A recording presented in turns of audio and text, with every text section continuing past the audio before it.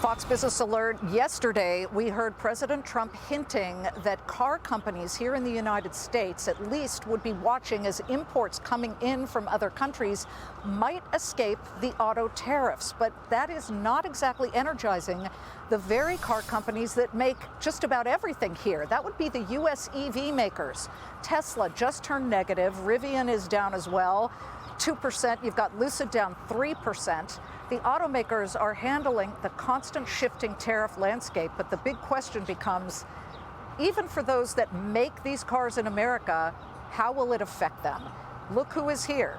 Rivian founder and CEO RJ Scaringe with his beautiful R1S Gen 2. Yes. I like the forest green. We're all matching here. Let's just cut to the chase here. You know, S&P Global just came out with basically a report saying that they cut 700,000 cars from annual U.S. sales as a result of the potential effects of tariffs. Do you see that happening with your sales? Tell me, I mean, I know at 30,000 feet because you're reporting earnings in about 3 weeks, but do you see the effects yet, or at least since year-to-date talk? I think there's just a lot of questions from consumers around what's going to happen in terms of are prices going to change? Is this, you know, are we going to see a different set of vehicles available to us? And so I think we're trying to navigate that as thoughtfully as we can. As you know, these vehicles are produced in the United States. This is produced in Normal, Illinois. We produce a truck and also a commercial van there as well. And so we've been very focused on building out our supply chain, of course, our production footprint here in the U.S., and of course, all the technology is developed here as well. Where does the steel and aluminum come from? Well, it's a mix, and one of the things with automotive is the supply chain is so complex, where we have hundreds of suppliers providing parts from, let's say, a headlight or a tow hook or tires or structure under the skin here that are coming from not only a set of suppliers that supply to us, but those suppliers have suppliers, and then in turn those suppliers have suppliers. So there's tier 2, tier 3. So in our case, it is a mix. Given the new environment from a tariff point of view, we're working really hard to see what we can change. Well, but they're difficult to change. I understand. So Deutsche Bank says you guys would be possibly the least affected by the import tariffs, but you are not entirely dodging the tariffs, is what you're saying. No, and we do build the vehicle in the United States. We have a very U.S.-centric supply chain. Yeah. We build the motors. Well, those are the big pieces, we build right? the big pieces all here. We develop the software stack, the electronics, but there are a lot of components that come from a global supply chain, for sure. Well, let's look on the inside here, and maybe you can point out what's made in the USA. What about the fabric in the seats, the steering wheel?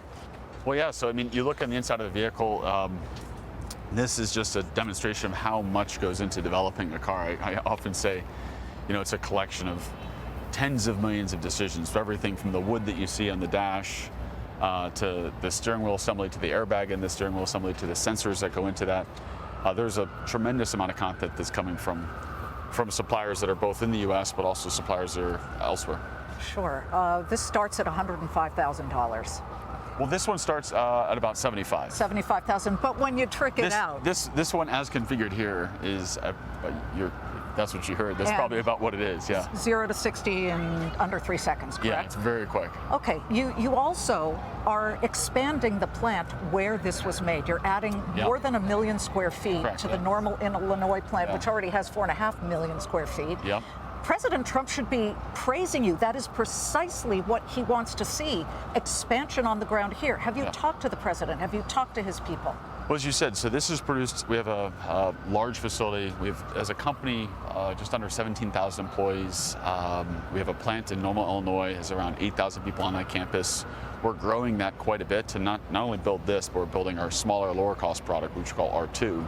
It's starting at $45,000. Right, that's supposed to be a big deal. Super excited about because it's finally at a price point. Yeah, I mean, it takes the essence of this. This is a 7-passenger SUV. It's awesome, but as you said, it's a premium product, so the pricing is higher. But on our R2, it is a $45,000 car, and it is so cool.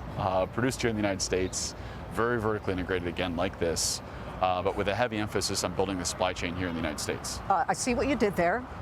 You pivoted to R2, which is what I would do if I were you. But again, have you talked to the president or people at the White House to say, look at us? Yeah, I think that, when we think about the tariffs, there's, of course, the 25% auto tariff hits everybody. We do rely on a supply chain that across its tiers has a number of components that come from other countries.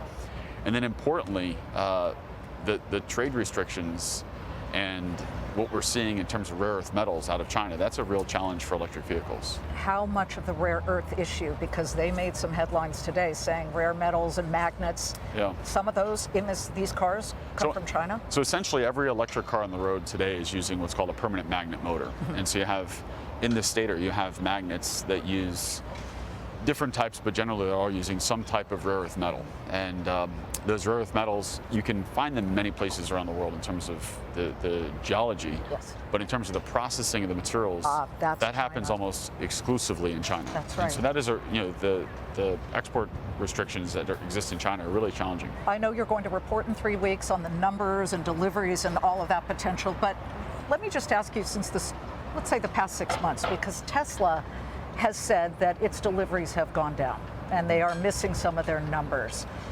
We had the Lucid CEO here a couple of weeks ago. He said 50% of his new car buyers at Lucid are former Tesla drivers. How about you guys? Are you getting some of that business?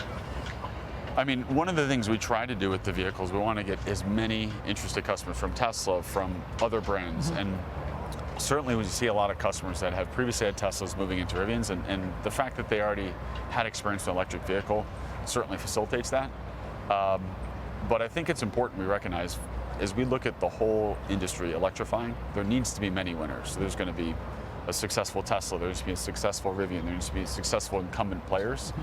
And it's such a big market that there's room for many winners. And so you're nicer than the Lucid CEO. He was like, yeah, we're getting 50%.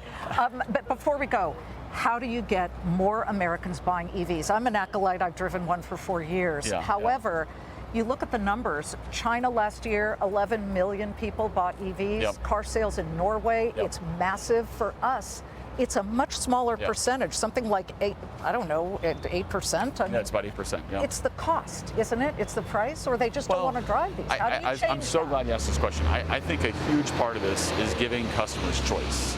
So if you're looking at buying an electric vehicle for under $50,000 today, there's really very, very few highly compelling choices. And for that reason, you've seen Tesla with very significant market share.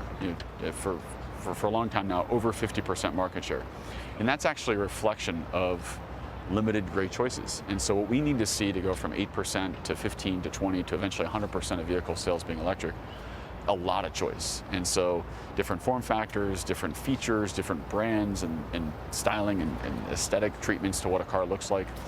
And so that's why we're so excited on R2, is to give customers a different choice. In fact, we want you to bring an R2 here when they start rolling off the assembly line. Is that a deal? Deal. Okay, RJ Scaringe, the founder and CEO of Rivian, thank you so much. And if I had 3 people in the last week tell me they want to buy a Rivian, they love the headlamps. Just take a look at that. It's very iconic.